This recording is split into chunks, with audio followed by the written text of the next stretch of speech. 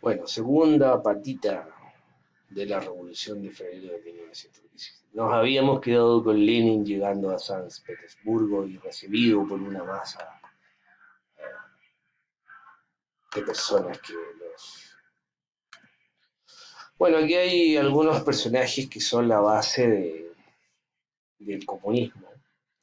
Eh, Principalmente Carlos Marx, el creador de la doctrina comunista, y su amigo y colaborador Federico Engels, que son los creadores de la doctrina comunista a través del Manifiesto Comunista, que es de 1848, pero también de un libro mucho más importante que es El Capital. Y Lenin, ¿no es cierto?, como el joven revolucionario que va a imponer en la Rusia zarista el comunismo. Algunas imágenes universales hasta más o menos 1920, cuando fracasa la invasión de Polonia. Se suponía que el comunismo era de carácter universal y había llegado para quedarse.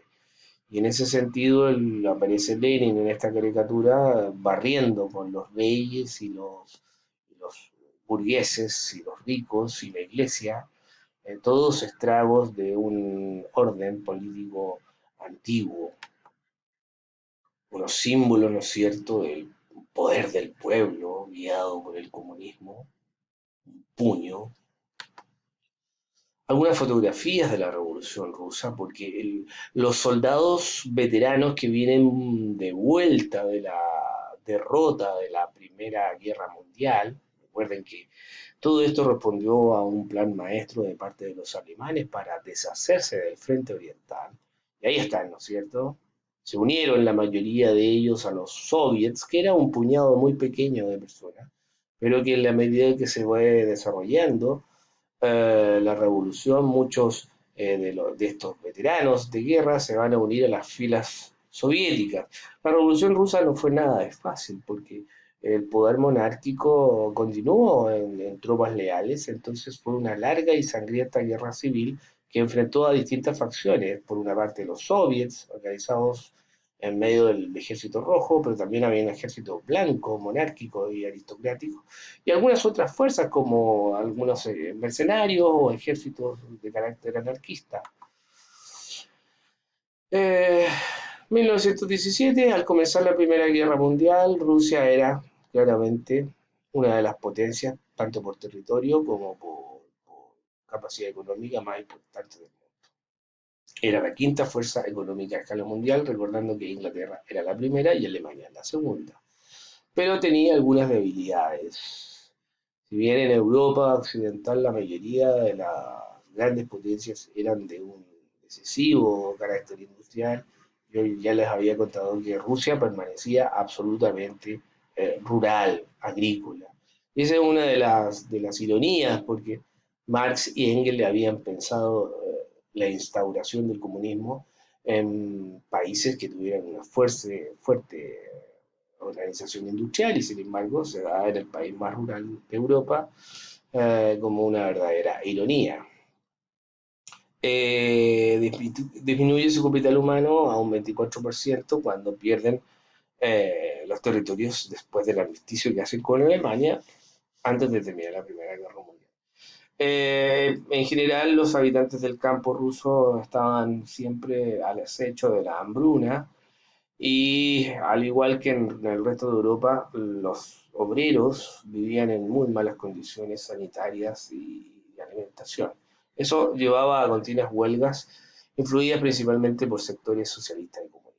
Y por otra parte, la burguesía incipiente y la pequeña clase media tenían mucho interés en participar en la política a través de una república y no de este Estado autocrático zarista.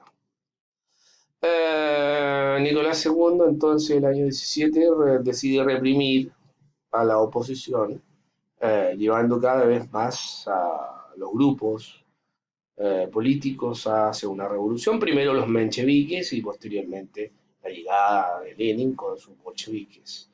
Es tanto así que el zar se ve obligado a dimitir, a bajarse del poder, y dejar el gobierno de la enorme Rusia en dos poderes paralelos. Por una parte la Duma, que está constituida principalmente por nobles, liberales y burgueses, que va a tomar un gobierno provisional, y por otra parte el Comité de Petrogrado, que está compuesta principalmente por los soviets y por ex soldados y obreros urbanos que claramente tenían una tendencia revolucionaria. Por una parte, los más mesurados, que eran los mencheviques, que más bien eran de carácter socialdemócrata, y los grupos ya más radicales como los mencheviques o comunistas. Los mencheviques, como les decía, eran mucho más mesurados en sus ideas políticas y buscaban un gobierno más bien de carácter burgués capitalista, mientras se daban las condiciones para una revolución. Los bolcheviques, en cambio, eran radicales y estaban directamente decididos por una revolución de carácter. Eh, Como si fuera un tablero de, de piezas de ludo, ¿no es cierto? Las cosas se van a ir sucediendo una tras otra. Y como el gobierno provisional es incapaz de responder a las demandas del pueblo ruso, eh, van a ser reemplazados por los grupos bolcheviques en un golpe de poder, eh, un golpe de Estado eh, sorprendente para la cantidad de miembros que tenía el Partido Comunista en Rusia. Ya en 1917 los bolcheviques se toman la mayor parte de las ciudades más importantes, incluidas San Petersburgo y Moscú. ¿Quién organizaba a estos soviets? Uno de los seguidores de Lenin, también más controvertido, que es Trotsky, que luego va a ser el que organiza el Ejército Rojo. Los bolcheviques se toman el Palacio de Gobierno en un golpe de poder, como les digo, sorprendente, sin derramar ni una gota de sangre. Después sí va a haber mucha sangre. Ahí está el querido Lenin saludando a las multitudes cuando llegaba a San Petersburgo. Mira, este es un daguerrotipo, ¿ah? Pero muestra como cuando se bajó del vagón, perdón. Recuerden que los alemanes lo habían mandado desde Suiza en un vagón sellado. Ahí está Trotsky, dirigiendo el Ejército Rojo. Trotsky va a ser el más intelectual de los revolucionarios y va a tener un triste fin porque cuando va a huir a México y va a ser asesinado en México.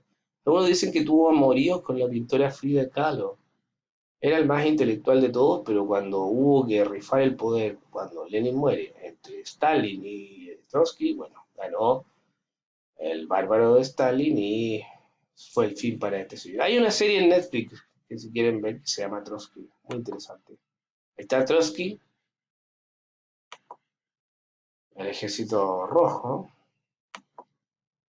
soldados, ¿cierto? El ejército rojo, y un esquema pequeño sobre eh, la revolución, cuáles son las causas de la revolución rusa, el atraso económico, producto de que era un país básicamente rural, la autocracia del zar, que lleva a una polarización política y a una firme oposición. La entrada de la Primera Guerra Mundial, que no fue bastante, a pesar del poderío demográfico, no pudo contra las tácticas y la tecnología alemana. ¿Quién era en la oposición? Principalmente liberales, socialrevolucionarios, mencheviques y los más radicales, los bolcheviques. La revolución rusa tiene dos partes. Primero, la en febrero, que está tomada principalmente por socialrevolucionarios, mencheviques y liberales, que llevan a abdicar al zar, donde se forma un gobierno provisional. Y luego, en octubre, aparecen los bolcheviques, ¿no es cierto? Liderados por Lenin y los soviets, y obviamente que se toman el poder y obligan principalmente rápidamente, recuerden que a Lenin lo mandaron los alemanes, a firmar la paz y a retirar de Rusia de la Primera Guerra Mundial. Y entonces establece la paz y establecimiento del reparto de tierras. y se inicia lo que se conocerá como la Unión Soviética y el comunismo que gobernará y será uno de los ideales del siglo XX, por lo menos hasta 1989.